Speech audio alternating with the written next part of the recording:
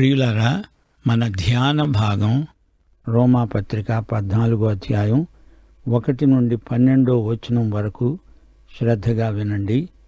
విశ్వాసము విషయములో బలహీనులైన వారిని సంఘం చేర్చుకోవాలి. వారిని బలపరచాలి, ప్రోత్సహించాలి. సంశయాలను తీర్చండి గాని వాదములు పెట్టుకోవద్దు. ప్రతి సంఘ బిడ్డ ఆత్మ నిశ్చయత కలిగి తేట అయిన మనస్సాక్షి గలవాడై ఉండాలి. ఈ అధ్యాయం మొదలుకొని దేవుని బిడ్డల ప్రత్యేకత ఎలాంటిదో పౌలు చూపుతున్నాడు. ప్రత్యేకత అంటే ఏమిటనుకున్నారు? మేమేదో గొప్పవారమని గర్వంతో అతిశయంతో అందరికీ దూరంగా ఉండడం కాదు. ఇతరులను చిన్నచూపు చూడడము కాదు. క్రైస్తవులు తామున్న దేశంలో ఉత్తమ పౌరులు. ప్రభుత్వ శాసనాలను దేవుని బిడ్డలు పాటిస్తారు, వాటికి తలవొగ్గుతారు. పన్నులు సక్రమంగా చెల్లించాలి. ఎవరికీ ఏదీ అచ్చి ఉండకూడదు. అధికారములో ఉన్నవారికి మర్యాద చూపాలి. పొరుగువారితో సరైన సంబంధాలు కలిగి ఉండాలి. వ్యభిచరించకూడదు. హత్యలు, దొంగతనాలు చేయకూడదు. మాటల్లో చేతల్లో పవిత్రత పాటించాలి. అబద్ధ సాక్ష్యాలు పలకకూడదు. ఇతరుల ఆస్తిని ఆశించకూడదు. తనను తాను ప్రేమించుకుంటాడు గదా, అలాగే తన పొరుగువాడిని ప్రేమించాలి. ప్రభువు నిన్ను ప్రేమించిన అనుభవం నీకుందా? అలాగే నీవు నీ పొరుగువాడిని ప్రేమించాలి. నిజాయితీ, యథార్థత కలిగి జీవించాలి. తాగుడు, జూదం, జగడాలు, మత్సరం మొదలైన వాటికి దేవుని బిడ్డలు దూరంగా ఉండాలి. పరిశుద్ధత వారి మాటల్లో చేతల్లో కానరావాలి. ఈ విషయంలో బైబిలు ఖండితంగా, తేటగా, సూటిగా మాట్లాడుతోంది. దేవుని వాక్యం, ఆయన మాటలు మనకు విశ్వాస ప్రమాణం. చుట్టబీడి, సిగరెట్లు త్రాగడం, స్త్రీ పురుషులు విచ్చలవిడిగా తిరగడం మొదలైన ధోరణులను ప్రభువు గర్హిస్తున్నాడు, గద్దిస్తున్నాడు. మన ప్రవర్తనలో పరివర్తన రావాలి. ఇతరుల క్షేమానికి భంగం కలిగించేది ఏదీ మనం చేయకూడదు. ఈ నియమావళిని పాటించాలి అన్నప్పుడు ఇది మరో ధర్మశాస్త్రం అనుకోకండి. పరిశుద్ధాత్మ మనలో ఉండి ఈ విధంగా జీవించటానికి కావలసిన శక్తి సామర్థ్యములు మనకిస్తాడు. ఇది అనుభవ క్రైస్తవం, ఆంతరంగిక ఉద్యమం. క్రైస్తవుని జీవితం లోక సంబంధ జీవితం. ఈ రెండిటి మధ్య తేడా కొట్టవచ్చినట్లు కనపడుతోంది. విశ్వాసిలోని నూతన స్వభావం పరిశుద్ధాత్మ వల్ల బలపడుతుంది. ఆధ్యాత్మిక ప్రయోజనం లేని కార్యకలాపాలలో దేవుని బిడ్డలు ససేమిరా పాల్గొనరు. ఫిలిప్పీ పత్రిక 3వ అధ్యాయం 17 నుండి 19వ వచనం వరకు పౌలు ఇదే మాట అన్నాడు. సహోదరులారా, మీరు నన్ను పోలి నడుచుకొనండి. నేను మీకు మాదిరి అయి ఉన్న ప్రకారము నడుచుకునే వారిని గురిపెట్టి చూడండి.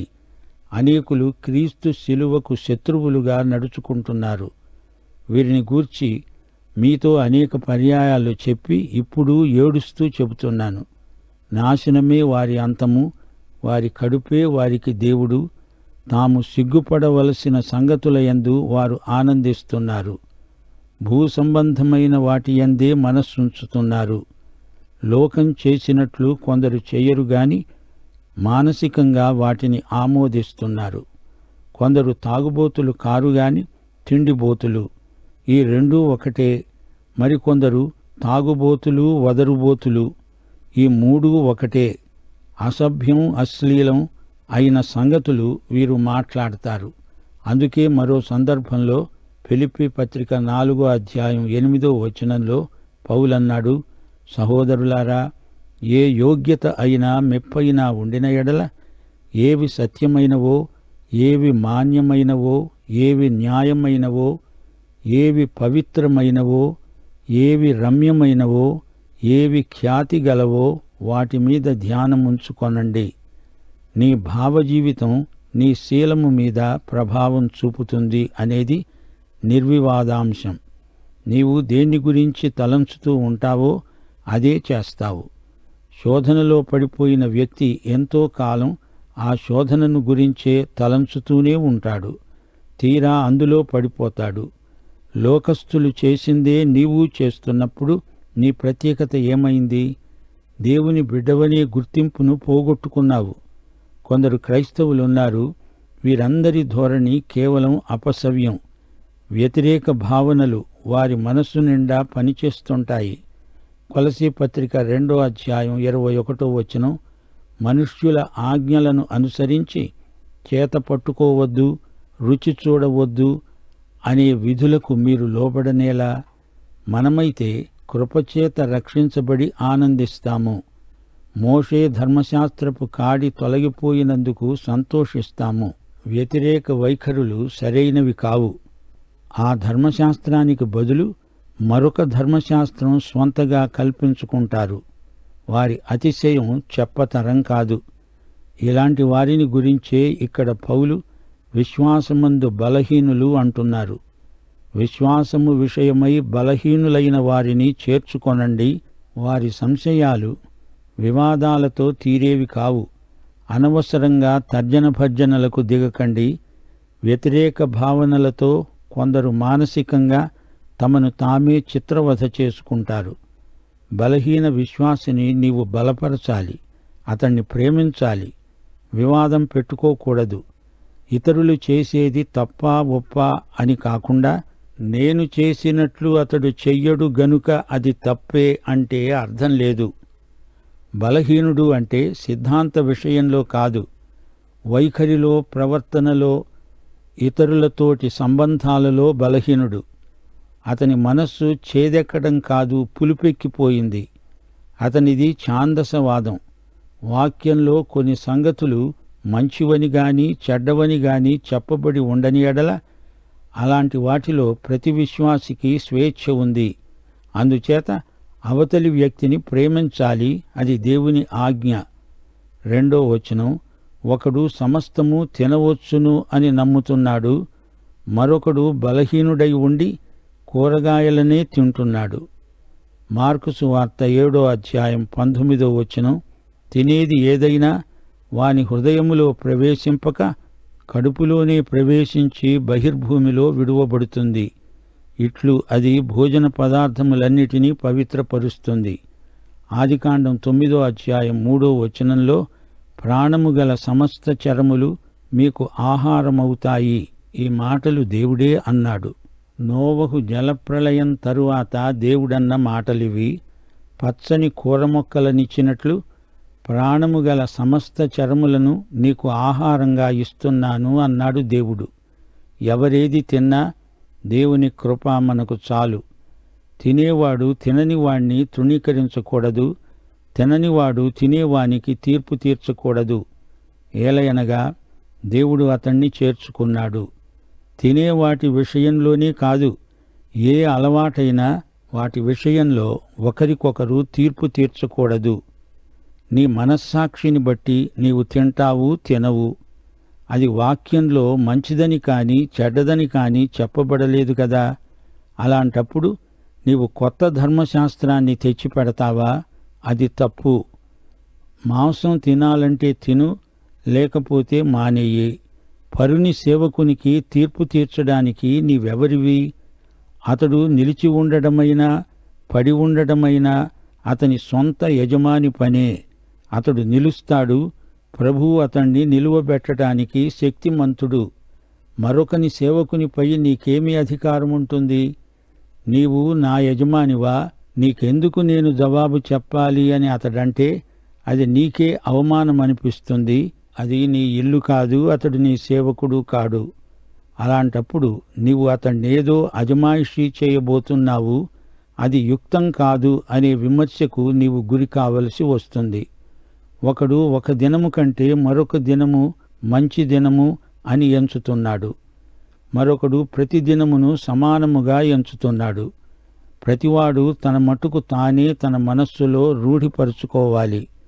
భోజన విషయములో ఎవరికి వారే తమకేది కావాలో నిర్ణయించుకునే స్వేచ్ఛ ఉంది.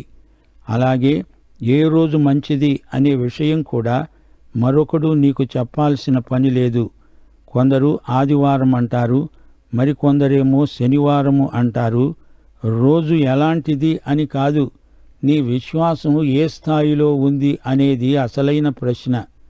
కొలసీ పత్రిక 2వ అధ్యాయం 16వ వచనంలో పౌలంటున్నాడు, అన్నపానముల విషయములోనైనా, పండుగ, అమావాస్య, విశ్రాంతి దినము అనే వాటి విషయములోనైనా మీకు తీర్పు తీర్చడానికి ఎవరికీ అవకాశమివ్వకండి. ఈ విషయాలలో నాకు తీర్పు తీర్చడానికి నువ్వెవరివి?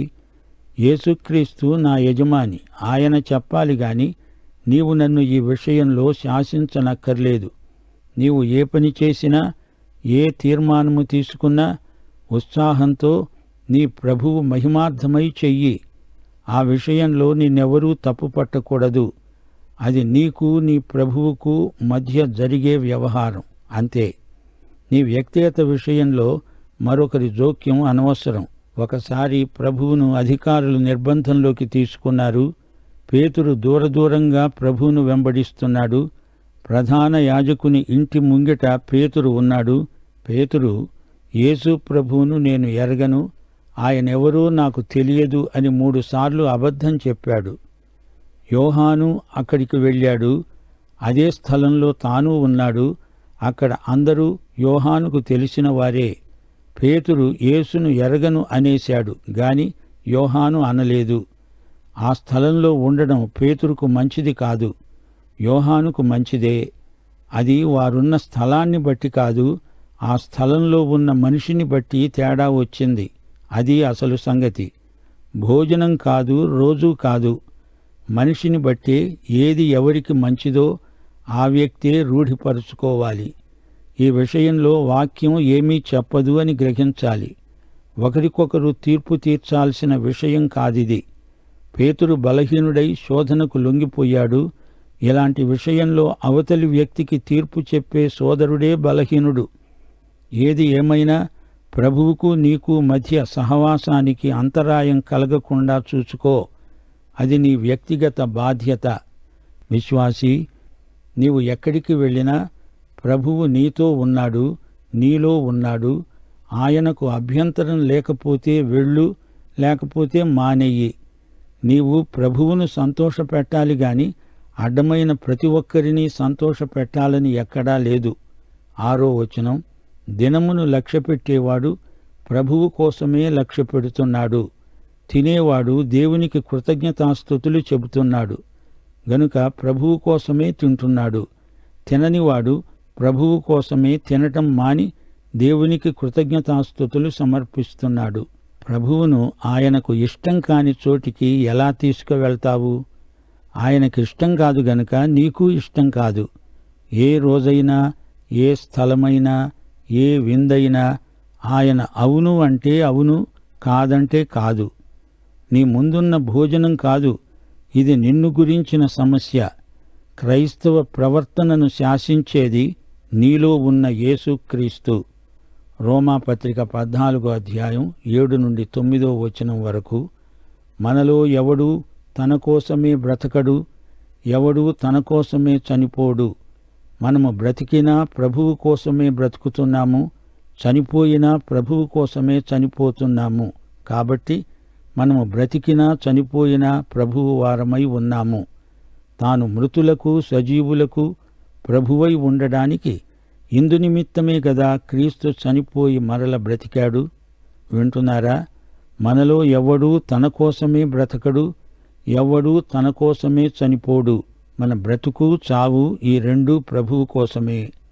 క్రీస్తు లేకుండా మనకు బ్రతుకు లేదు. నా మట్టుకైతే బ్రతకటం క్రీస్తే, అనగా క్రీస్తు కోసమే. బ్రతికించిన యేసు కోసమే మనము బ్రతకాలి. యేసు కోసం బ్రతుకు మాత్రమే కాదు, చావు కూడా. యేసు మహిమార్థమే మన చావు. యేసు కోసం చనిపోవడానికి సిద్ధంగా ఉన్నవారే యేసు కోసం బ్రతకగలరు. మనల్ని బ్రతికించే భోజనం క్రీస్తే. మనం క్రీస్తునందే ఆయన ఆజ్ఞ మేరకే చనిపోతాము. బ్రతకటం చావడం మన చేతిలో లేదు, క్రీస్తు వశంలో ఉన్నాయి. సాక్షిగా హతసాక్షిగా దేవుని సేవకుడు తన ప్రభువును మహిమపరుస్తాడు. మనం బ్రతికినన్నాళ్ళు ఎలా బతికామో ప్రభువుకు లెక్క అప్పగించాలి.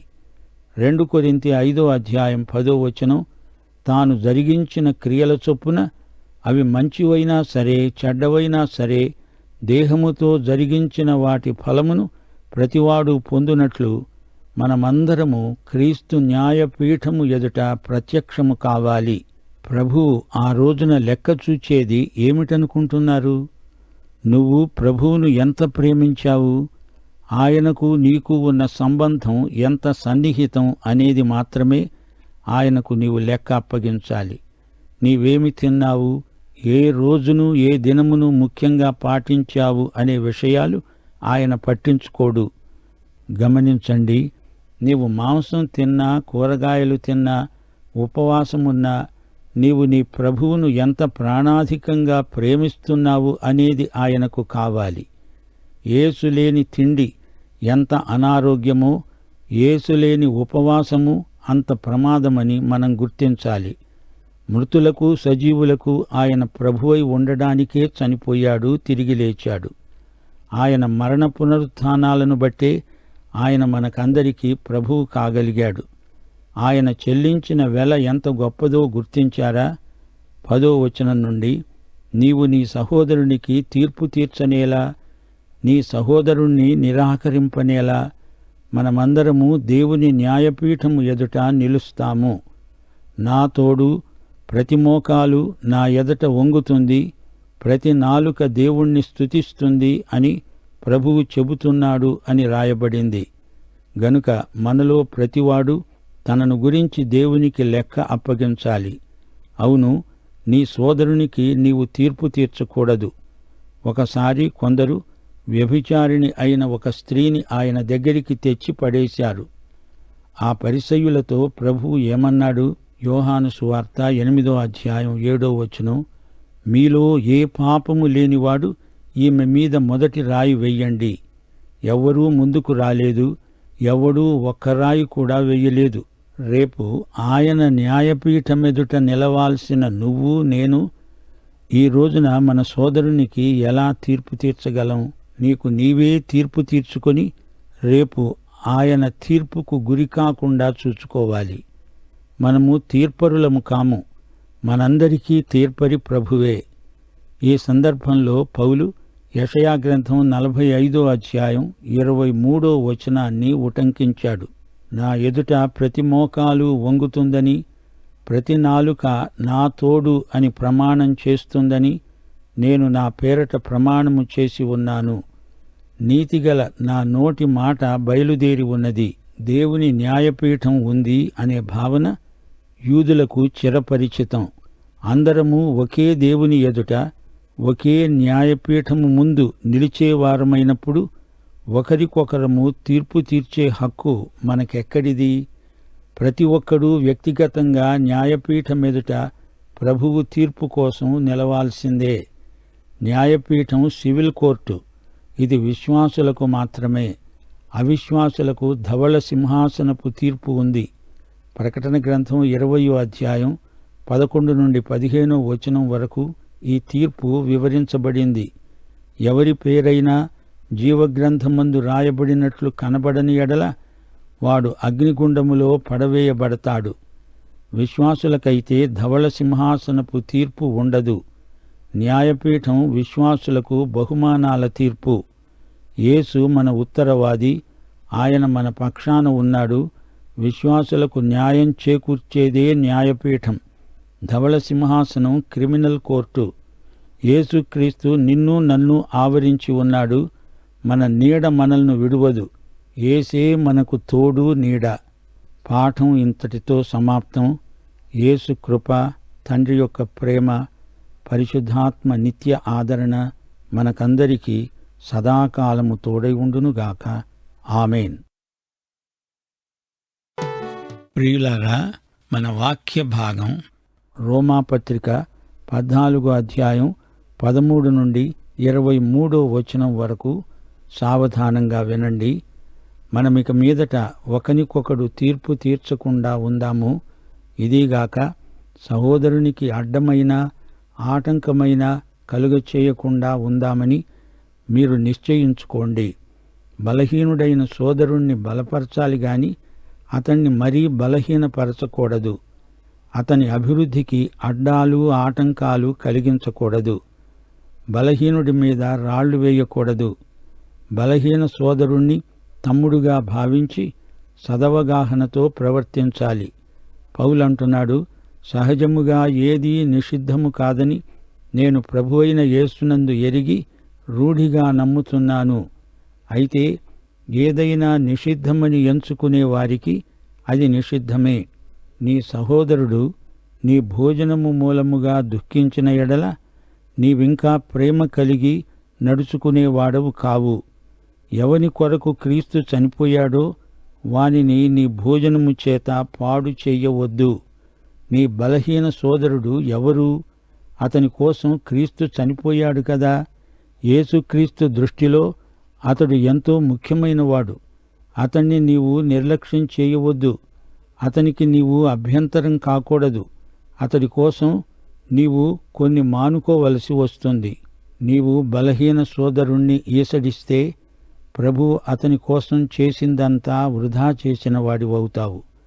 అతని క్రైస్తవ జీవితంలో అడ్డుబండలు, ఆటంకాలు పెట్టవద్దు. బలహీనుడైన నీ తమ్ముడి కోసం కొన్ని చిల్లర విషయాలను సహించాలి. అంతగా పట్టించుకోకూడదు. మీకున్న మేలైనది దూషణ పాలు కానివ్వకండి. నీకు అన్నిటిలో స్వేచ్ఛ ఉంది. నీ స్వేచ్ఛను దుర్వినియోగం చెయ్యవద్దు. అవతలి వ్యక్తి మనస్సాక్షిని అనవసరంగా గాయపరచవద్దు. మన ప్రవర్తన, మన అలవాట్లు బలహీన సోదరుడిపై ఎలాంటి ప్రభావం చూపెడతాయో గమనించుకో. 17వ వచనం, దేవుని రాజ్యము భోజనము పానము కాదుగాని నీతి, సమాధానము, పరిశుద్ధాత్మ యందలి ఆనందము అయి ఉన్నది. గమనించండి, దేవుని రాజ్యాన్ని గురించి ఈ పత్రికలో పౌలు మొట్టమొదటిసారిగా ఇక్కడ ఈ మాట అంటున్నాడు. మత్తయి సువార్తలో పరలోక రాజ్యం పేర్కొనబడింది. అది మెస్సియా రాజ్యం, 1000 ఏండ్ల పాలన. పరలోక రాజ్య భావనకు 1000 ఏండ్ల పాలనలోనే ఫలశ్రుతి, పరాకాష్ట. అయితే దేవుని రాజ్యం ఇంకా విస్తృతమైనది. దేవుని రాజ్యంలో సమస్తము ఇమిడి ఉంది. దేవుని సృష్టి, ఈ విశ్వమంతా దేవుని రాజ్యమే. సంఘం కూడా ఈ పరిధిలోకే వస్తుంది.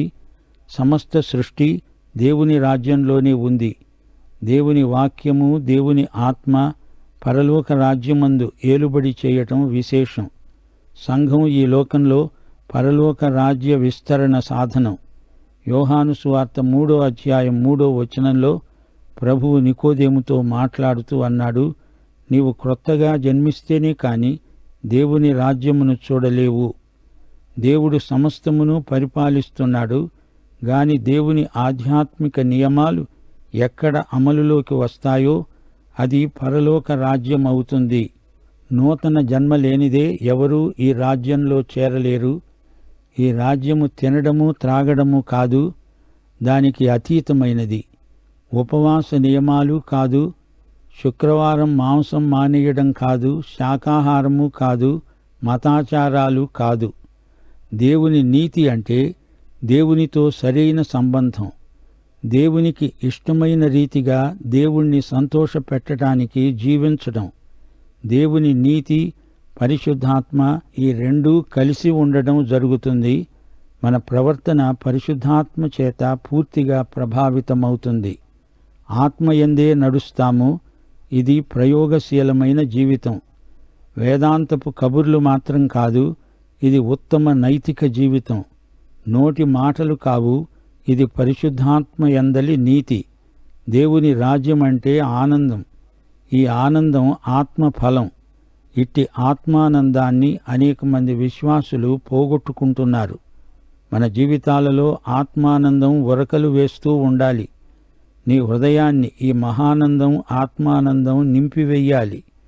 18వ వచనం, ఈ విషయమందు క్రీస్తుకు దాసుడైన వాడు దేవునికి ఇష్టుడు, మనుష్యుల దృష్టికి యోగ్యుడు అయి ఉన్నాడు.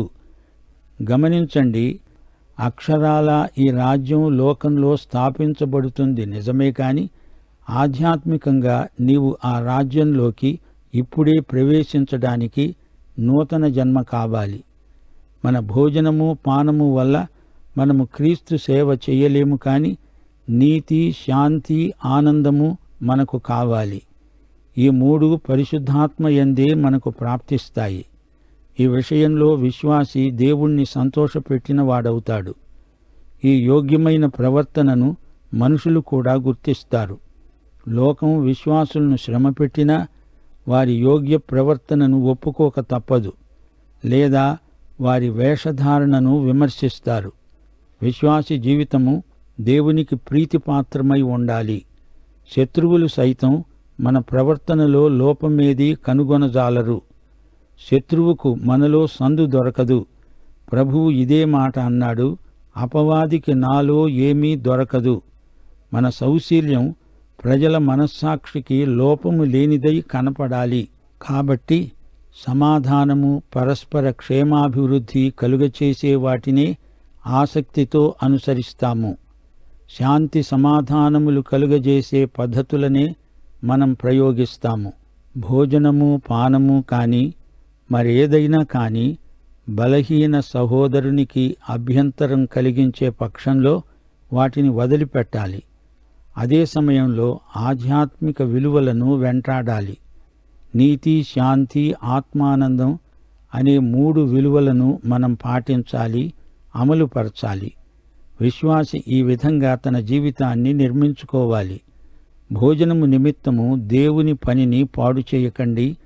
సమస్త పదార్థములు పవిత్రులకే కాని అనుమానంతో తినేవానికి అది దోషము. తిండి కోసం దేవుడు చేసిన పని నష్టపరచకూడదు. బలహీనుడైన నీ సోదరుని కోసం చేసిందంతా నీ అలవాట్లను బట్టి, నీ స్వేచ్ఛను బట్టి నిరర్ధకం చెయ్యకు. విశ్వాసికి క్రీస్తునందు స్వేచ్ఛ ఉంది. అయినా కొన్ని చిల్లర విషయాలు మంచివి కావు, చెడ్డవి కావు. బలహీనుడి కోసం వీటిని నీవు వదులుకోలేవా? ఒక మనిషికి తినదగింది మరొక మనిషికి గిట్టదు.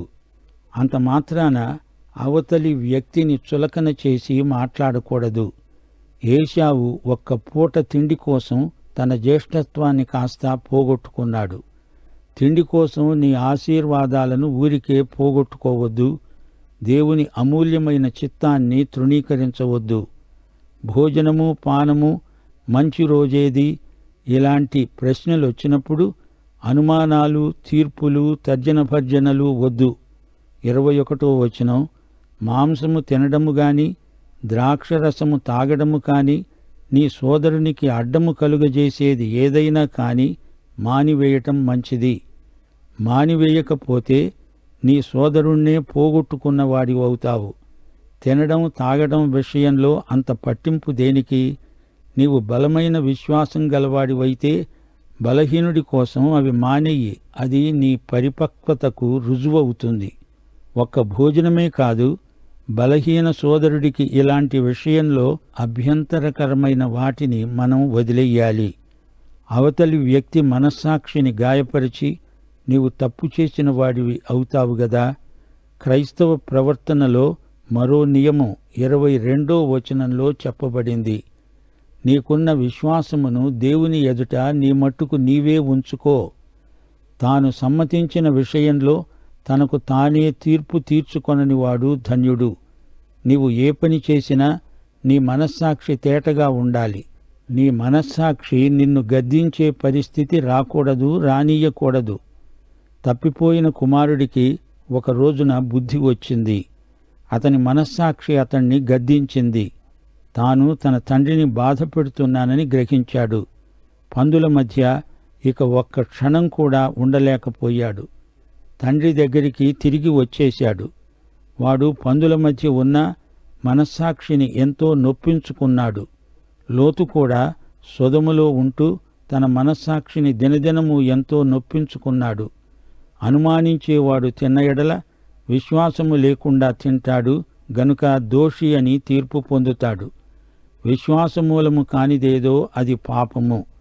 నీవు చేస్తున్నది సరైందే అని నీకు నమ్మకం కుదరాలి, లేకపోతే అది చెయ్యకూడదు. విశ్వాసి విశ్వాసమూలము కానిది ఏది చేసినా అది పాపమవుతుంది. నీ విశ్వాసము నీ చేత చేయించిన పని కాకపోతే అది నీకు పాపమవుతుంది అని పరిశుద్ధాత్మ నీకు చూపుతాడు. మన విశ్వాసం సరిగా పనిచేసే విశ్వాసమై ఉండాలి. విశ్వాసి విశ్వాసము ద్వారా దేవుని కృపచేత రక్షించబడ్డాడు. అదే విశ్వాసముతో విశ్వాసి జీవిస్తాడు. నీతిమంతుడై విశ్వాసి పనిచేస్తాడు.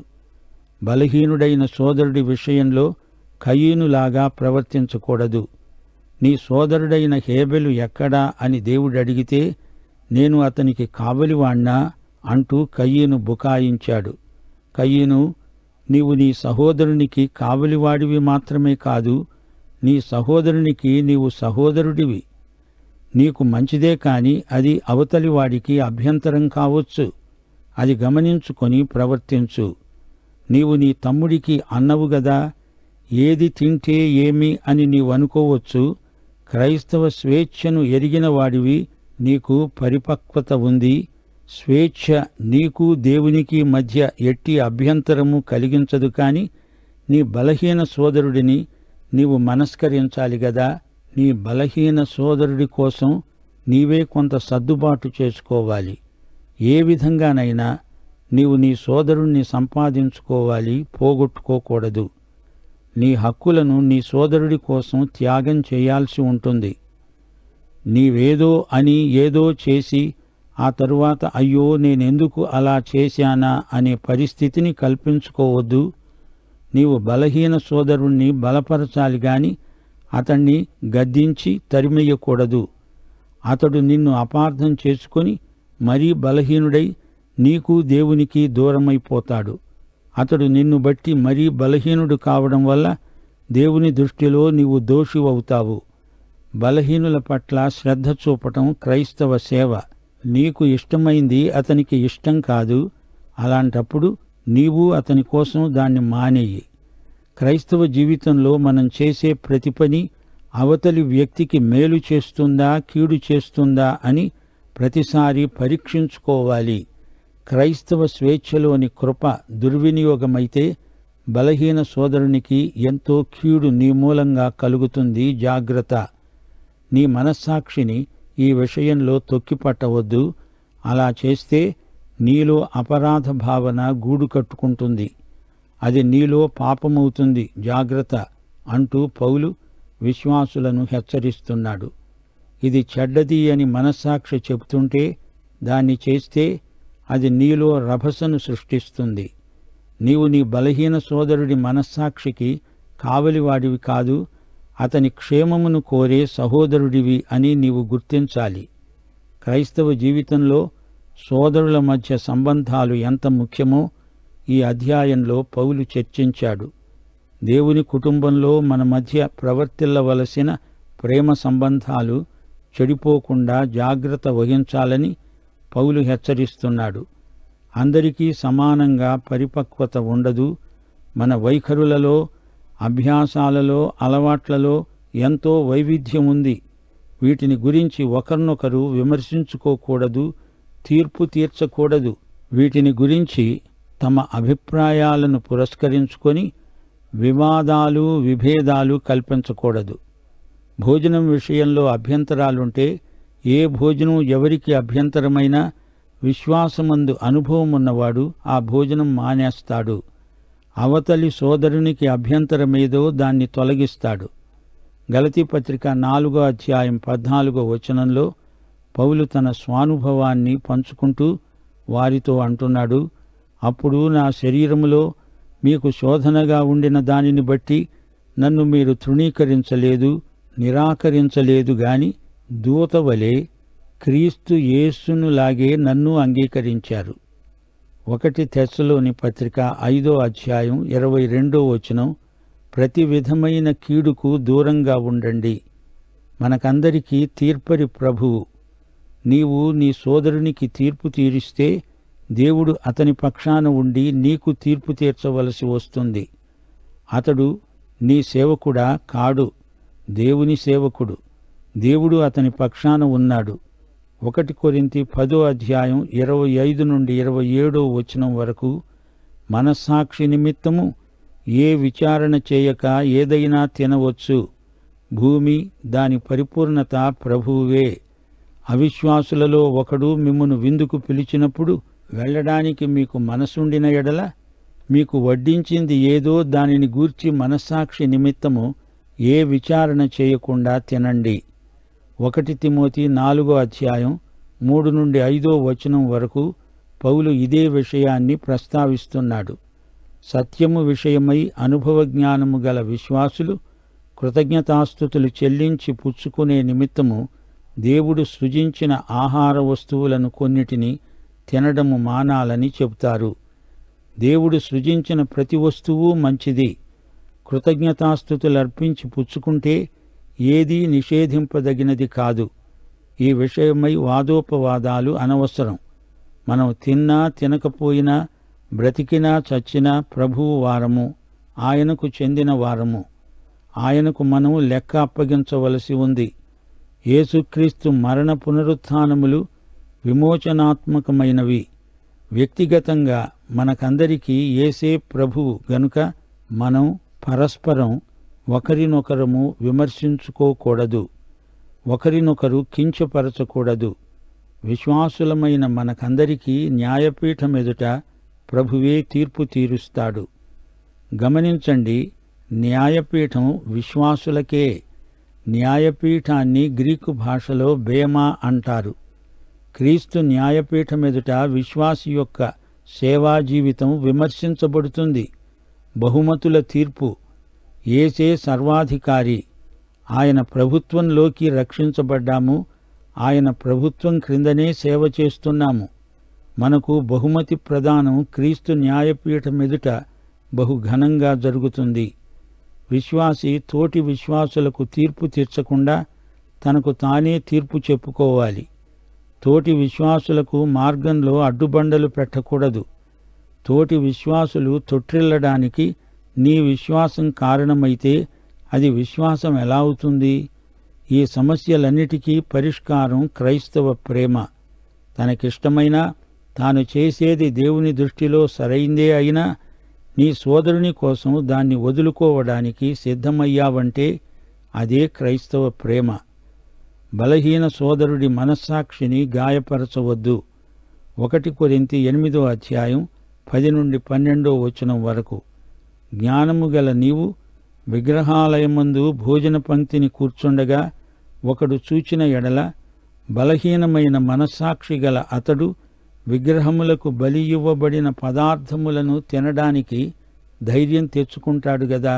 అందువలన ఎవరి కొరకు క్రీస్తు చనిపోయాడో బలహీనుడైన ఆ నీ సహోదరుడు నీ జ్ఞానమును బట్టి నశిస్తాడు. ఈలాగు సహోదరులకు విరోధముగా పాపము చేయడము వలన, వారి బలహీనమైన మనస్సాక్షిని నొప్పించడము వలన మీరు క్రీస్తుకు విరోధముగా పాపము చేసిన వారవుతున్నారు. 1 కొరింథీ 8:8 భోజనమును బట్టి దేవుని ఎదుట మనము మెప్పు పొందము. తినకపోయినందున మనకు తక్కువ లేదు, తిన్నందున మనకు ఎక్కువ లేదు. క్రైస్తవ సహవాసానికి ముఖ్యమైనవి భోజనం కాదు, నీతి కావాలి. నీతి అంటే దేవుని ఎదట యథార్థమైన బ్రతుకు. సమాధానం రెండోది. పరిశుద్ధాత్మ యందలి ఆనందం కూడా కావాలి. నీ జీవిత విధానాన్ని ఇతరుల మీద రుద్దాలనే ప్రయత్నం దేవునికి గిట్టని చర్య. క్రీస్తు మనస్సు కలిగి క్రీస్తు సేవ చెయ్యాలి. క్రీస్తు దాసులు దేవునికి ఇష్టులు. మనుషులు కూడా అలాంటి క్రీస్తు దాసులను ఇట్టే గుర్తించగలరు. మన సేవలో సమాధానము, క్షేమాభివృద్ధి మనకు ధ్యేయములై ఉండాలి. పరస్పర క్షేమాభివృద్ధి అంటే ఒకరినొకరు నిర్మాణాత్మకంగా అభివృద్ధి పరుచుకోవాలి. 1 తెస్సలోని పత్రిక 5:11 మీరు ఒకరినొకరు ఆదరిస్తూ ఒకరికొకరు క్షేమాభివృద్ధి కలుగ చేసుకుంటూ ఉండండి. అనగా ఇతరుల ఆధ్యాత్మిక ఆరోగ్యాన్ని మెరుగుపరచండి, దేవుని పనిని అభివృద్ధిపరచండి. 1 కొరింథీ 10:23 మనకు శిరోధార్యమైన హితవు. అన్ని విషయములయందు నాకు స్వాతంత్ర్యము కలదు గాని అన్నీ చేయదగినవి కావు. అన్నిటియందు నాకు స్వాతంత్ర్యము కలదు గాని అన్నీ క్షేమాభివృద్ధి కలుగచేయవు. ఈ చిల్లర మల్లర విషయాలలో నీ అభిప్రాయాన్ని బలవంతాన ఇతరులపై రుద్దే ప్రయత్నం చేయవద్దు. అది తప్పు. అలాంటి వైఖరి దేవుని పట్ల అపచారం. మనస్సాక్షి తేటగా ఉండేట్లు చూచుకోండి, అది చాలు. మన వైఖరులు, క్రియలు విశ్వాస మూలస్థానము నుండి బయటికి ప్రవహిస్తాయి. వింటున్నారా? రోమాపత్రిక 14వ అధ్యాయంలో ఎన్నో ముఖ్యాంశాలున్నాయి.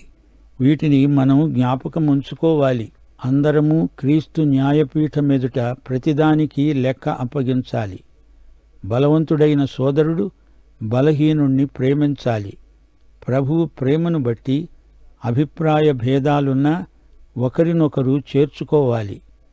నీ లెక్క నీకు సరిగా ఉంచుకో.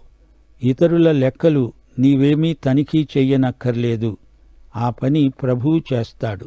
ప్రియ విశ్వాసీ, నీ పనులన్నీ విశ్వాసం మూలమైనవేనా? దేవుడు మిమ్మును సమృద్ధిగా దీవించునుగాక. దైవాశీస్సులు. ఆమేన్.